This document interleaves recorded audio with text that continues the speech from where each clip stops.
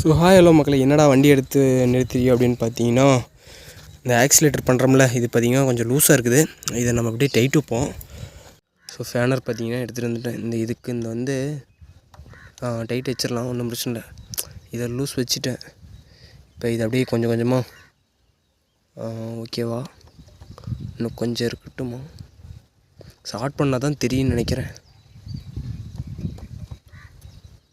Start பண்ணி பார்க்கலாம்.